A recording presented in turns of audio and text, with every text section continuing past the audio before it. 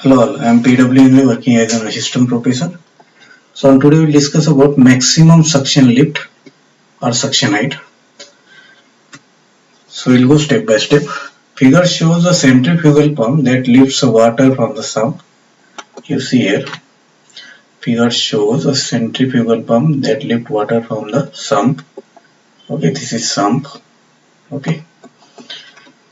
The free surface of liquid is at a depth of HS below the pump axis.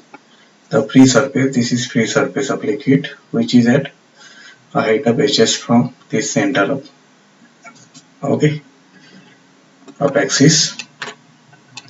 The liquid is flowing with a velocity Vs in the suction pipe. Okay, so Vs is the velocity of liquid. Hs is the suction height or lift. Hs is what? Suction height or lift. Now applying Bernoulli's equation. So we want to know the equation for Hs. Okay. Applying Bernoulli's equation to the free surface of liquid in the sump and section 1:1. You apply the Bernoulli's equation to free surface and section 1:1. Bernoulli's equation tells what? It is the addition of this pressure energy plus kinetic energy plus potential energy. Okay, so it is Pa by rho g plus Va square by 2g plus Za equal to P1 by rho g plus V1 square by 2g plus Z1 plus H suffix L. Okay, so let us consider that this is equation 1, where P is the atmospheric pressure on the free surface of liquid, Va is the velocity of liquid at the free surface. Okay, Za is the height of free surface, it is 0. P1 is the absolute pressure at the inlet of pump. V1 is the velocity of liquid through the suction pipe, that is Vs. Z1 is the height at the inlet of pump from datum line, that is Hs. Z1 is nothing but Hs. Okay. Then next, HL is the loss of heat in the footwall strainer and suction pipe, that is loss of heat due to friction. So by putting the above equation after substituting the above values, Pa by rho g plus 0. Okay, so kinetic energy at free surface is 0. Then datum is also 0. So P1 by rho g plus Va square by 2g plus Hs plus Hfs. So Pa by rho g equal to P1 by rho g plus Va square by 2g plus Hs plus Hfs. Okay, where Hs and Hfs are what? Yes, this is suction head and this is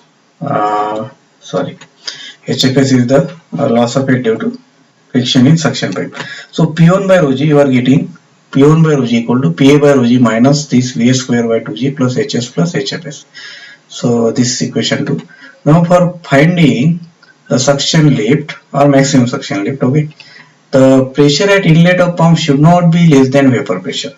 That is, this P1 should be more than vapor pressure, otherwise there will be a formation of bubbles, and that is known as what? Cavitation. So these things we have discussed in one of the video lecture. So P1 by rho g, what is the limiting case then? Hence for the limiting case, the taking the pressure at inlet equal to vapor pressure. So it should not be less than vapor pressure. So limiting case here is what? It may be equal to vapor pressure. That's why P1 equal to PV, where PV is the vapor pressure of liquid in absolute unit. So now the equation number 2, where is equation 2? This is equation 2. So you just put P1 as a PV. So you are getting PV by rho g equal to Pa by rho g minus Va square minus in bracket Va square by 2g plus Hs plus what? Hfs. Okay.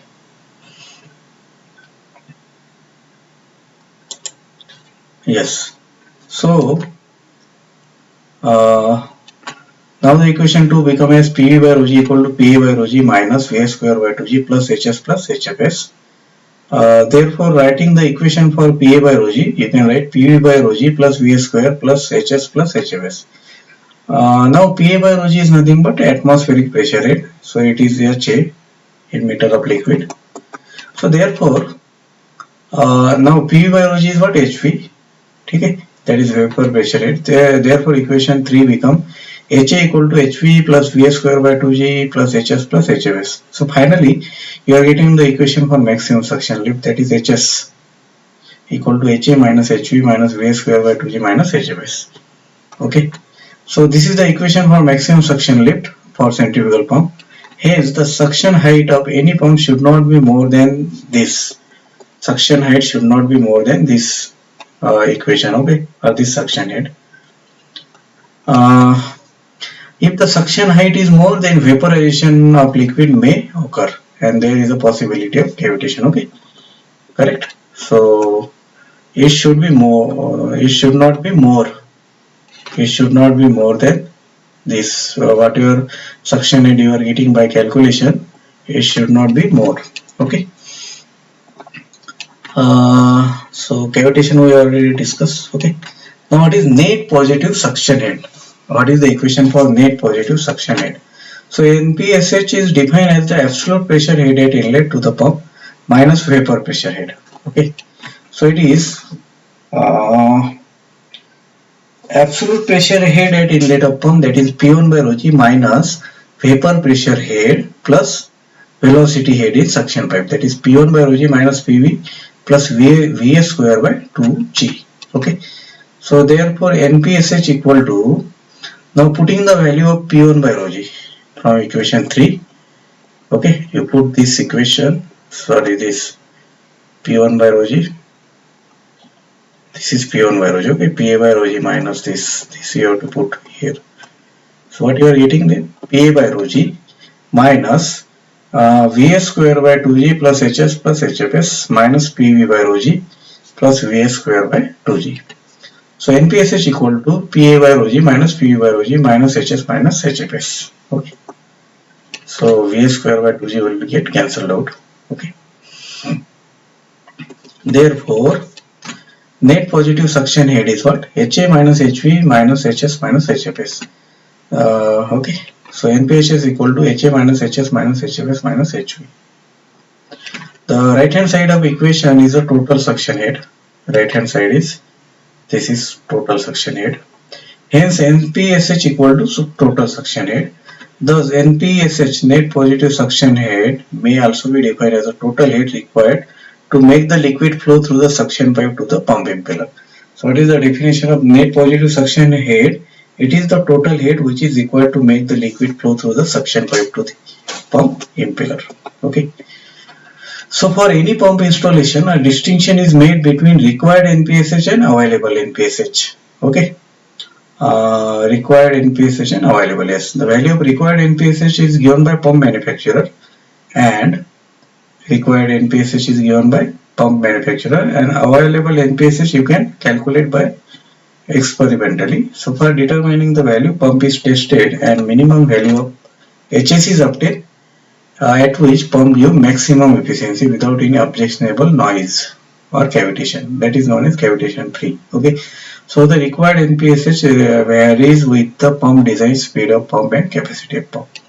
So when the pump is installed, the available NPSH is calculated from this equation.